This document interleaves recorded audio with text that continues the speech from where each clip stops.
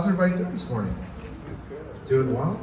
I feel like you guys, we were just talking about parking angels, apparently.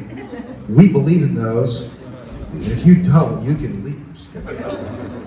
So, just kidding. You should probably know better than that by now.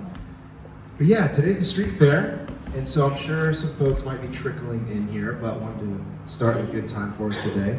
And have a lot of fun and exciting things that are taking place right now. And one of which is we have some new shirts available, and sweatshirts, and a tank top. You're like, why are we pitching merchandise here? Well, there's a few shirts, they're on the website, and really this is just another way to help support the space, help support what's going on here. So, we are a 501c3, we are a church, so we do welcome and honor tithes and donations. In addition, we have incense and shirts and books and other things, and all of this just helps, all of the things happen around here. But it is more than just keeping the lights on. I hope you know that you are a part of a greater movement that is happening in the history of the world. Prestige worldwide. But really, you are. There is, other than this microphone that I got to figure out what's going on with it, is that there is a move towards the contemplative, towards this mystic expression. We use this language of mystic a lot, which just means experience with God, direct experience with God, meaning that there is no separation between you and the divine. And there is a whole movement, I believe, of people that are realizing this and breaking out of institutional boxes into the direct inner knowing of the inner temple within. And so we're at a space that's trying to create a sort of temple-like environment to help realize the inner temple and reimagine and reclaim this way of Christ in a way that is fresh and meaningful and more so of the symbolism of what it has in our lives, less about a systematic theology and more about just what this story and what the parables and what this life of Christ can mirror in my life, but also its voice among the worldwide wisdom traditions. So it's not in competition with other faiths or tradition, but rather it has something to contribute to the larger voice that's happening with God and humans. So with that, your contribution is helping us continue to make this space a reality and do things that are even beyond San Diego. So all that to say, you can head to our website, grab a shirt, and this feels really weird to say, but there is a code that you can put in. I'm like the most non-influencer person ever, so this feels all very weird and new to me. But there is a code that you can use, just local, and that'll do free shipping, so you don't have to worry about having it shipped because you guys are local, So, and it even says underneath locals only. I'm a transplant, and I've never been able to say that before, so I'm excited. So there's that. Go on the website, order a shirt. We have a few other things going on. We have a Zoom class. We've not done anything really like that online before. But this Tuesday, day after tomorrow, we have Introduction to Contemplative Practice. And that's a Zoom group class discussion. And what that really, the intention with that is that people here, local and beyond, can begin to learn some of this stuff. We share about things here, but it's like, okay, but how do I actually begin to do this stuff? How do I actually integrate this in my life? Maybe you're new to meditation or prayer is something, you're like, I don't know how to repeat words to some divine being. Like, what does prayer mean in my life now that I'm more evolving from previous expressions of faith? So this is a place for you to learn, to begin, or to deepen your practice of prayer and meditation. And that's going to be this Tuesday night, 7 o'clock Zoom, passcode 777. So if you just click the link, you can come and practice with us, but be ready. We're actually going to meditate for a while together and have some Q&A, and probably Q&R is better. Question and response. I don't have all the answers, by all means. Again, I've been with my wife for more than half my life, so I have someone who can advocate for how much I don't know.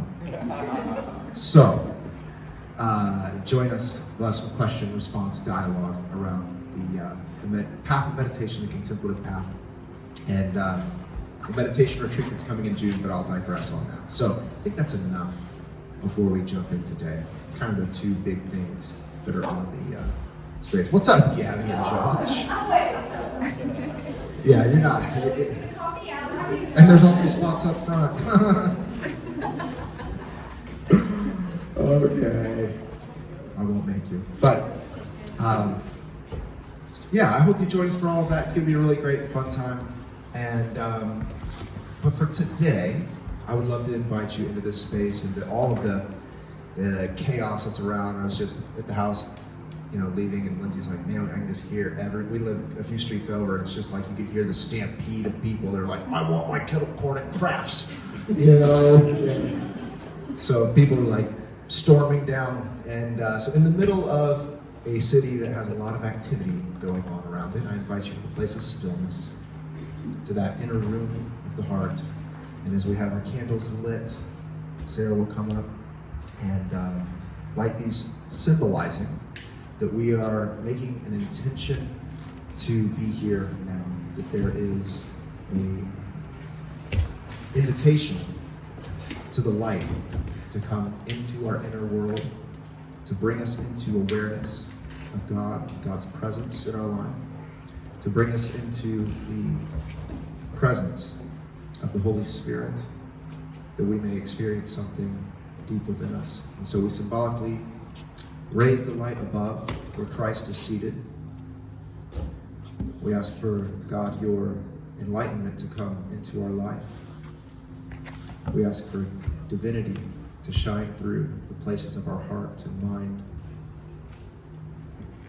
We ask that you would help us to still our mind, that we may be here fully, and that for this just brief moment in time, all the other responsibilities, all of the things that we have to do, all of the complication in our relationships, all of the demands of life, we just for a moment press pause.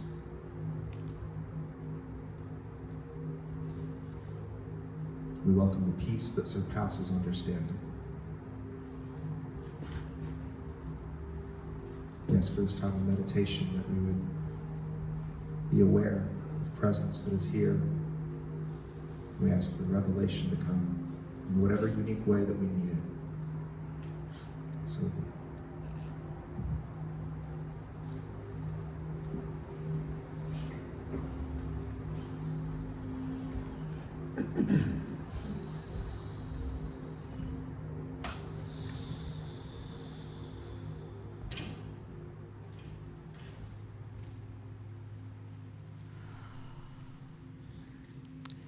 if your eyes are not already closed, I'll invite you to close them down now. Placing your feet flat on the floor. Placing your palms on your lap, perhaps facing up in a posture of receiving. And beginning to deepen your breath, bringing it in through your nose, sending it deep inside, down into the heart space, down into the belly.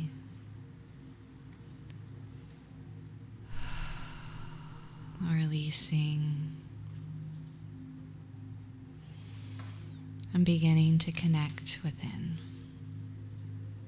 beginning to invite that presence of the Holy Spirit to make itself known.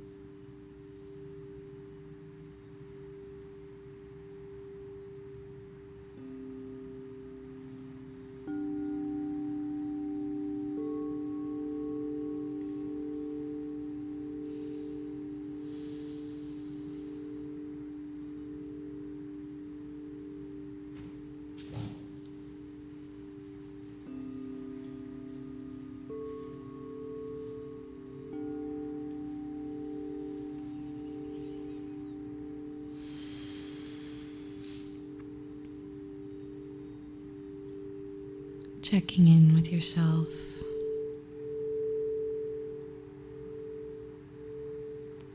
Checking in with your body, your mind.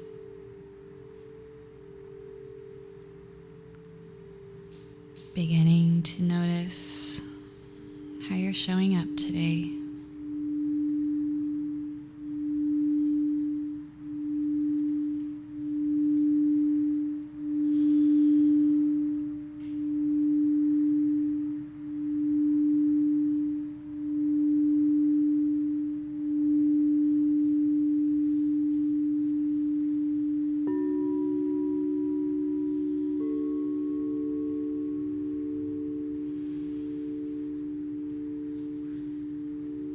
Noticing what's filling up your heart and your mind.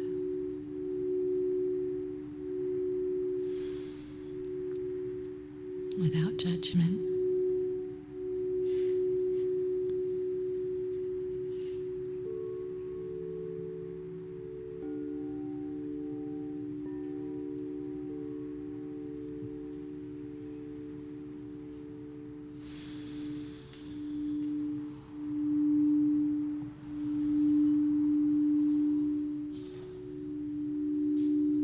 Just noticing what areas may need a little extra love and attention today.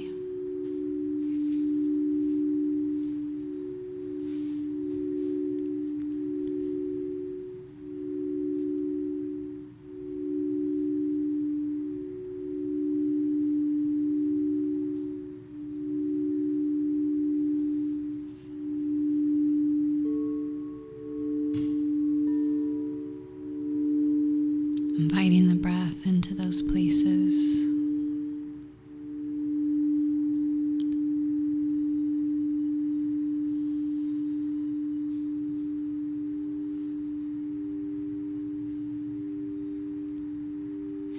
Deepening your connection to your heart space.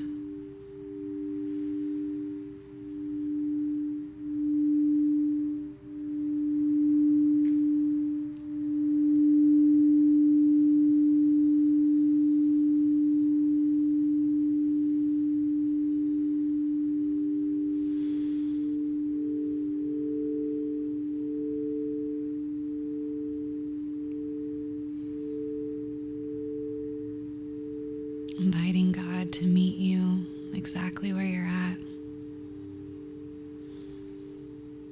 and beginning to fill all those spaces that need a little extra attention.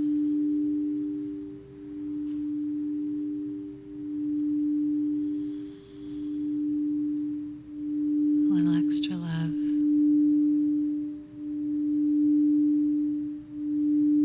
Encouragement or guidance.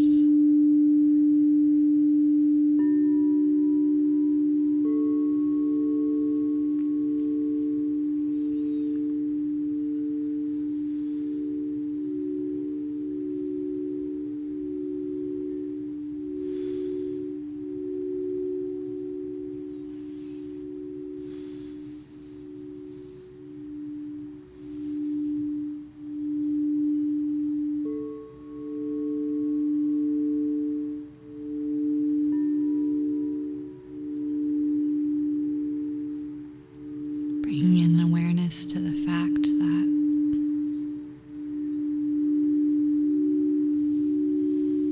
the deepest friendship lies inward.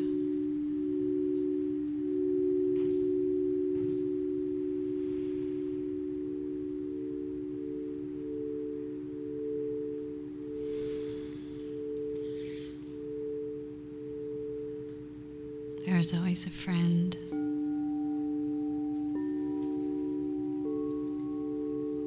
And an encouragement in that heart space.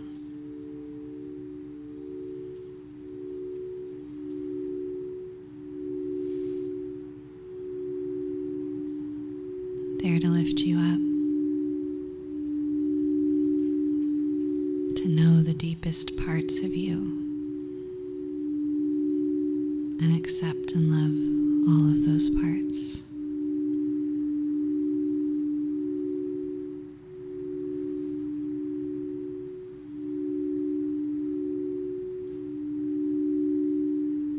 A presence that can fill, that can overcome loneliness, fear.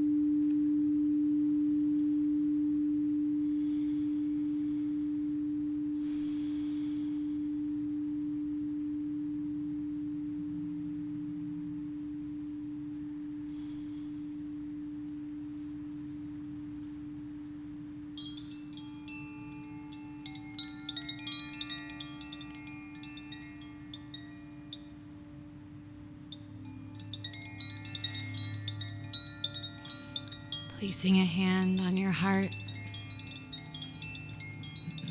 and your other hand up toward the sky.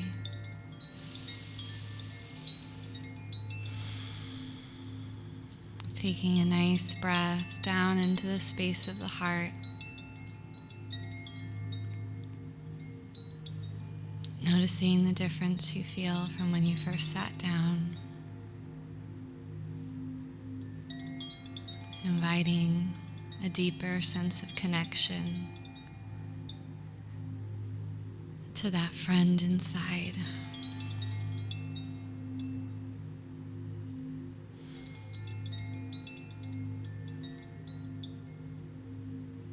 Knowing that we can reflect this light inside of us out to others. Giving that sense of warmth, friendship, and love.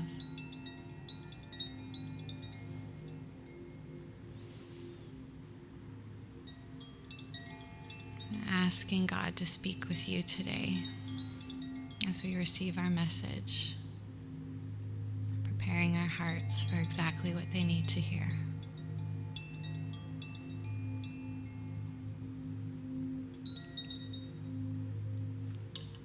As you feel ready, gently blinking your eyes open, bringing some light movement into your fingers and toes.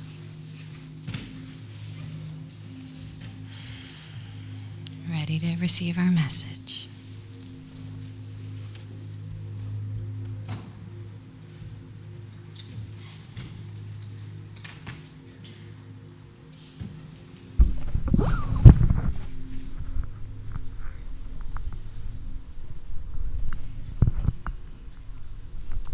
I think this one's working better than the other one, so I'm gonna roll with that.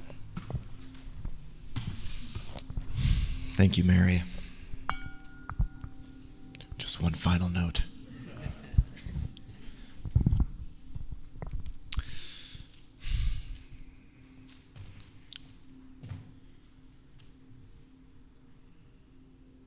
So whenever I was in this experience with you just now, by Mia, I'm refraining from making a funny comment. Mia's great. I'm like, I can't wait for the fair. Just kidding. And this is going to sound a little cliche, so please forgive me. But I found myself just now, like, struggling a little bit with going into silence and into space. And I'm like, there's even this sense, you like mentioned the word friend, and I'm like, again, cliche, so be prepared. But I'm like, I am not befriending the silence. I'm like, why? It's like, because the voice and the nature of what it's saying, what it's bringing up, doesn't feel very friendly to me. And sometimes that own inner voice of the mind sounds a lot more like an enemy than a friend. And learning how to navigate that tone and that voice is a really interesting thing. Because not every voice that we are hearing in our mind is telling us the truth about reality. And I always listen for the tone. What's the tone of the voice that I'm hearing right now in my inner being? And talking about friendship today, I'm like, that tone is never friendly. It's always demanding. It's always opinionated. It's always staunch about something. Okay, well, maybe I need to learn how to befriend that voice. And none of this is, I shouldn't even say, none of this is what I'm going to say. Who knows? But Michael Singer wrote a book one time, something about surrender.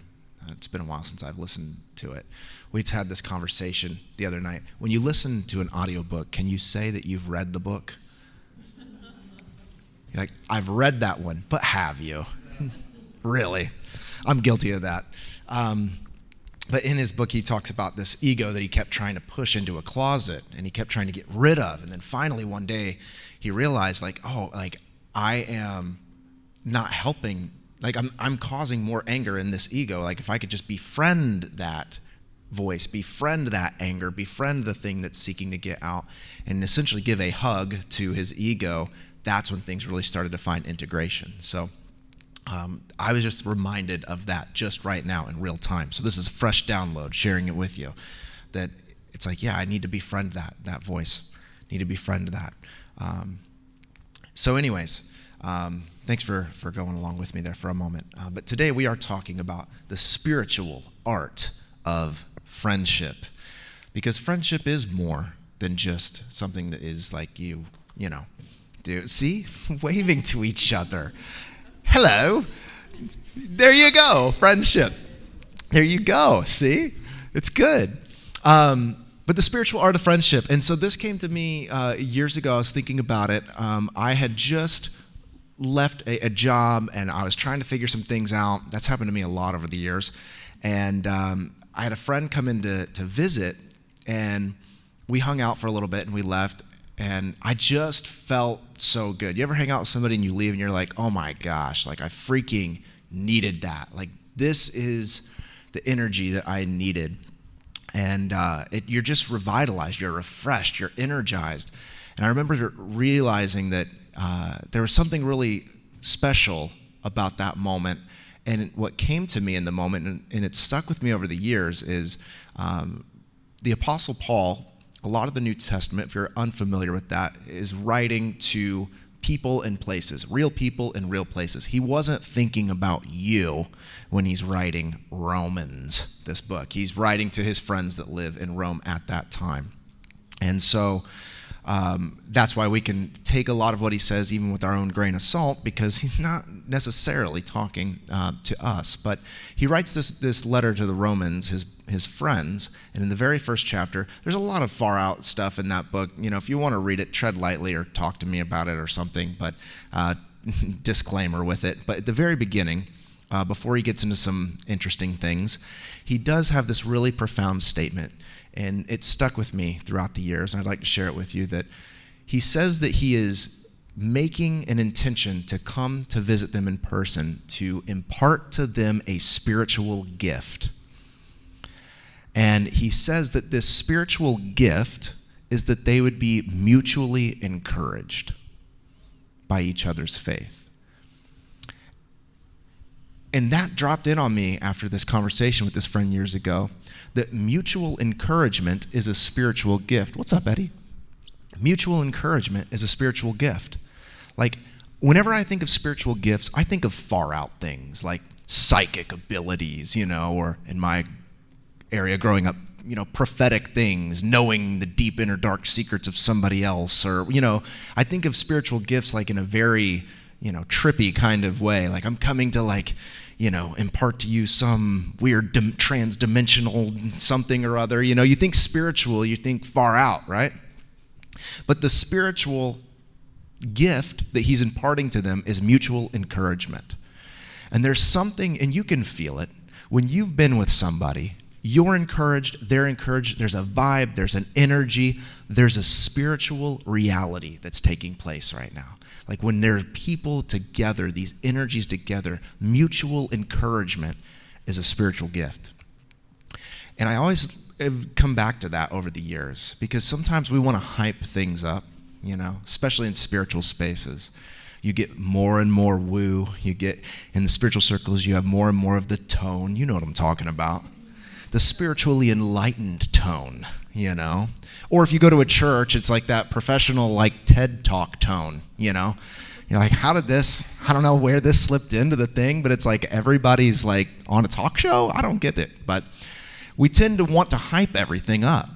But something so simple is so spiritual. Being together, encouraging each other. And the way that you encourage each other is not by having all the slick tricks up your sleeve.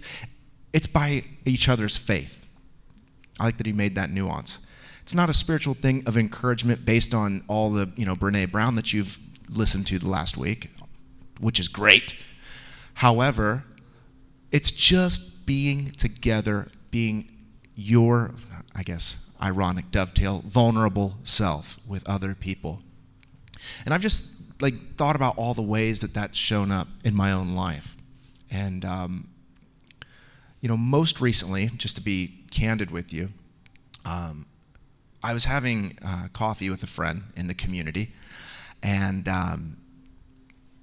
we were talking just about life and different things that were taking off. And this particular individual has decided to undertake something really important in their life.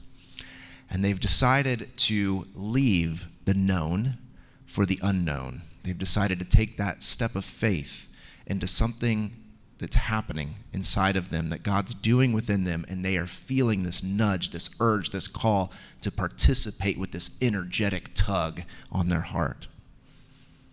And we were talking about it and sharing with each other and listening to all of the brilliance of this calling that my friend has. And as we were talking for a while, it started to talk, like the conversation in some ways, it shifted from just sharing about the hopes and dreams and the vision to more of just like what it takes in your own individual personal life to actually commit to something that God has put on your heart to do. And it got really personal, and it got really real. And this friend was sharing with me just about how, like, the previous week there was just some overload in the mind. There's this overwhelm, and then that usually leads to like just these breezes of thoughts of burnout that start to come through the mind. These breezes of like, maybe I shouldn't do this. Maybe I'm not qualified. Maybe I'm not capable to do it. And it's in those moments, whenever I was even listening to him, I was able to just be honest and meet him there too. I'm like, dude, you come to current stuff or whatever.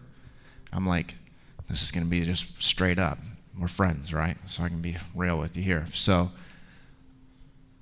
after one of the gatherings, dude, I just felt like, I don't know, just something came over me, and I'm like, I don't know, I just feel like I want to hide.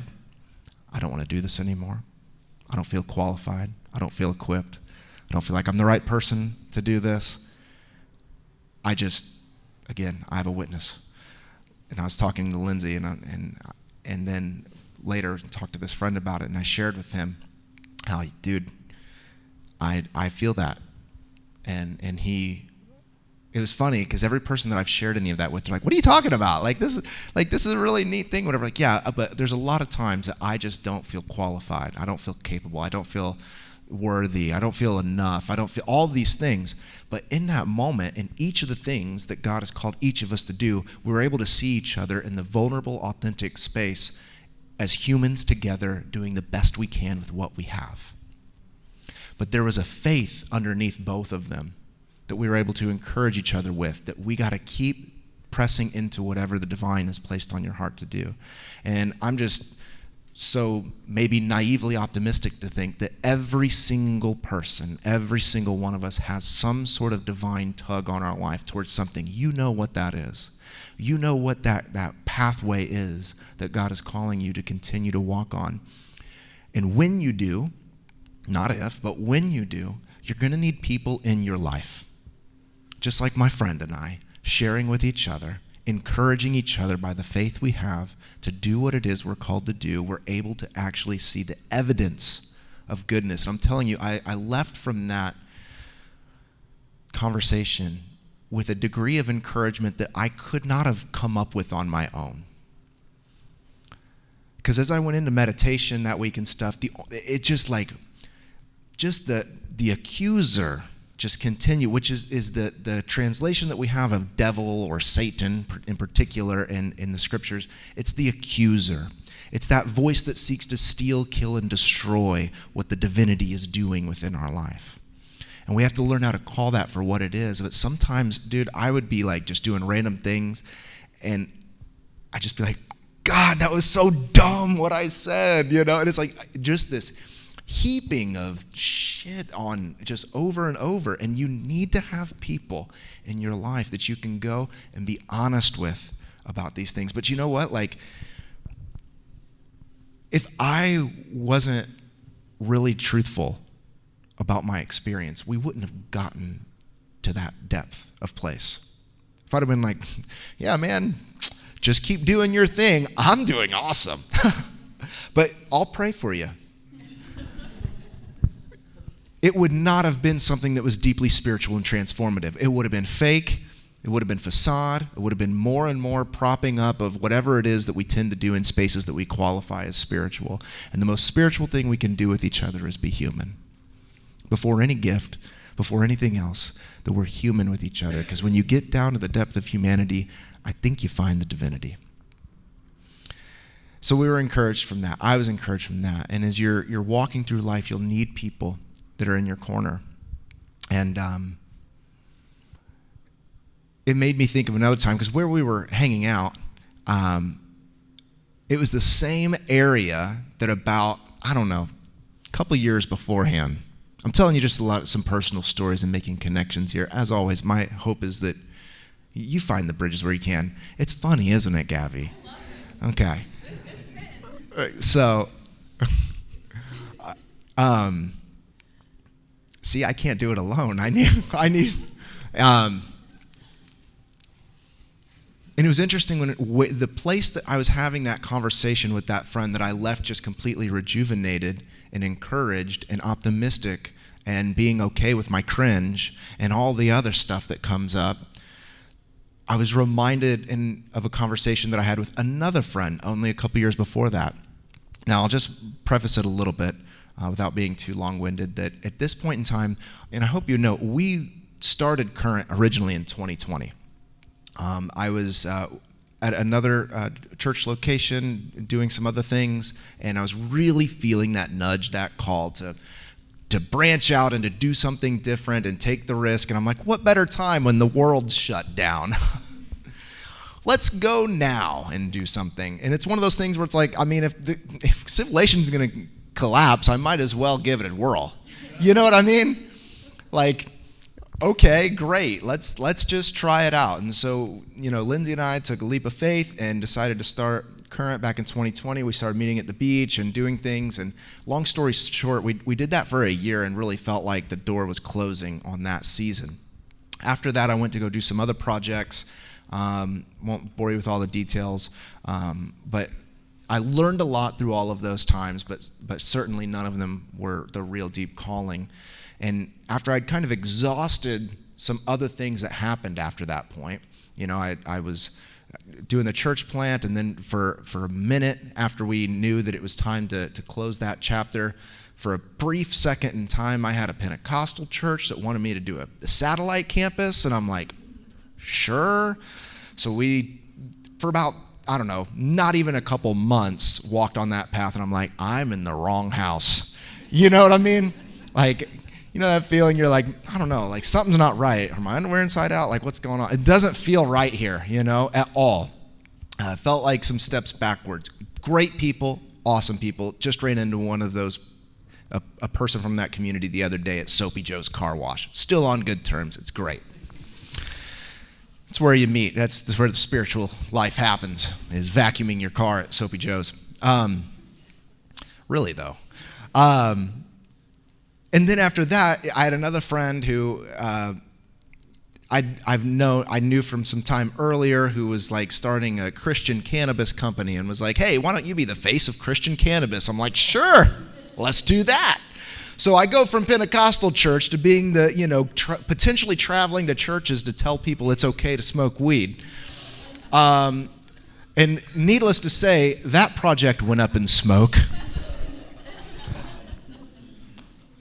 And luckily, I lived to tell the story. There was some interesting stuff in that year. Bottom line with that is I just felt very disingenuous in a lot of ways. Not because of that. We can have that conversation another time. But that particular thing that was happening just was like, had a revelation. I'm like, I'm not in my lane, And that's the thing. Your discernment will always tell you the truth. Jesus says that the Spirit of truth will lead you into all truth. When you get discerning to tap into that spirit of truth within you, it doesn't matter what dogma or doctrines say or what the institution tells you or what rationality will tell you about the right and wrong decision, because what job has the better benefits. The spirit of truth within you, discernment, wisdom, God will guide you if you tap down into that. And you'll know your lane. but you need encouragement sometimes when you're changing lanes. And I remember coming back from this project and came back from a thing we were doing in Venice, and I was a couple months later was having dinner with a friend, and it was one of those moments too where I just had to be real, and I'm like, dude, I don't really know what I'm gonna do now. I don't really know. Like, apparently this thing didn't work, this thing didn't work, this thing didn't work. I've been like a licensed insurance person the whole time, but that's always felt like pushing a rock uphill. I'm like, do I do that again? I ended up doing that again and getting qualified for selling Medicare and all these things. I didn't sell any Medicare, by the way, but I had a lot of great conversations with elderly people. Had tea, talked about Buddhism with a lady here, brought some oranges home one day. I mean, made a lot of great friends, didn't do any business at all. And clearly God's favor is not on my life to be a Medicare agent, regardless of what my friend Tom wants to tell me. He convinced me, and I did it, and I'm like, this isn't it. Okay, now I'm rambling. So I'm like, what am I going to do? What path am I going to go down? What's next for me? And there was even a very real moment in time when, my dad, he's just retiring from being a senior pastor this year, where he was still hopeful that I would come back to Indiana and be the successor for his church there. And there got to a point where I'm like, I don't know, maybe that's the writing on the wall. Maybe I should just move back. Maybe I should just do that and just be whoever I need to be, not who I really am. Be who I need to be in order to do this. So, ending with this little brief story, I was having dinner with a friend and sharing with him all of what I'm sharing to you right now as friends. And he just listened, and then he's just like, dude, I think you should start Current again, but do it differently this time. And I'm like, no shot, I can't do that. He's like, no, I really think you should consider that. And I was like, at this point, dude, I don't know even anybody that would come. I don't have any friends. I don't know. I've been soloing for a long time, and I'd been so involved with this project and going up to Venice and stuff. I didn't know, the possibility of that. I'm like, dude, I don't know anybody that would even come to this thing or whatever. And it was the sweetest thing. He's like, I'd come. And just to know that I had one person in my corner, that wasn't my wife, that had to be here. You not have to. You can do whatever you want. Actually, when we started, Lindsay was like, I don't know about this. I'm like, you don't have to come, dude. Straight up. You don't have to come. It's no problem. It's no problem. But I'll be doing this on Sunday mornings a bit. And just to know that person just was like, I'd be there because they believed in me, because he's a friend. Not because of what I could give him, what I could do for him. Because in this world that is obsessed with transaction and what I can get from everyone else, how is this going to better my whatever it is? Mutual encouragement, where we don't need anything from each other, where we're here to truly encourage and support each other and fan into flame the giftings that each and every one of us have. There's the verse that says that the gift will make room for itself. And in the process of making room for itself, you'll have voices and people around you that will affirm that gift making room for itself. And so what I hope is that you would take friendship with this sincerity.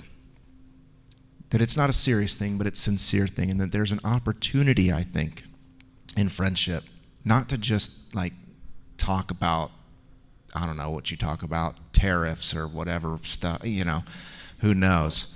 To actually go a step beneath the surface of all the chaos of this illusion of reality, and to connect with each other on a personal level, because there's something really beautiful and spiritual there waiting for you. And you'll find that you'll see yourself even in better truth, because there's something reflecting from you with another being. So the spiritual art of friendship, we can land the plane a few minutes early, and you can go find some neat trinkets or something in the village. So join me and stand as we pray. God, thank you for this space of friendship that is developing here. God, thank you for an environment where there's no need to perform. There's no need to act or pretend. That there's the invitation to trust who you are within us. Underneath all of our conditioning and our preferences and aversions and all the ways that we project and protect and all this stuff, that we have this being within us in a space where we're encouraged to actually live that person out. So Holy Spirit, we ask you would lead us and guide us, rest on us as we move throughout these weeks.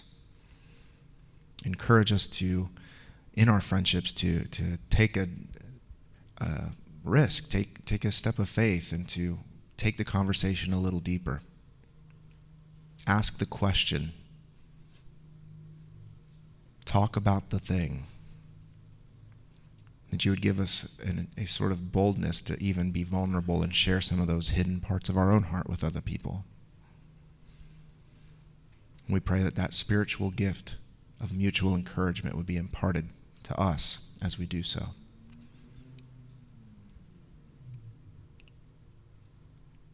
We say thank you, and may you bless us, keep us, may your face shine upon us, give us grace and peace as we move through this life in union with your presence. So be it. Amen. So friends, as we end, you might even find a new friend around here today. I encourage you, you're not held captive. However, I would encourage you, find somebody new or that you've not talked to in a bit, say hello to them and chat for a moment. And we are having the Introduction to Contemplative Practice Zoom group again on Tuesday. Encourage you to drop in for that, and the meditation retreat in June. So jump on the Instagram. I put like a little calendar. There's a bunch of stuff going on, and we'll see you back in 2 weeks. But maybe, I don't know, find somebody, schedule a time, go grab a coffee, go do something, go walk the meditation gardens and Encinitas together. I don't know, do something fun. Find a friend, right, Gabby? All right. Have a wonderful week, friends. See you soon.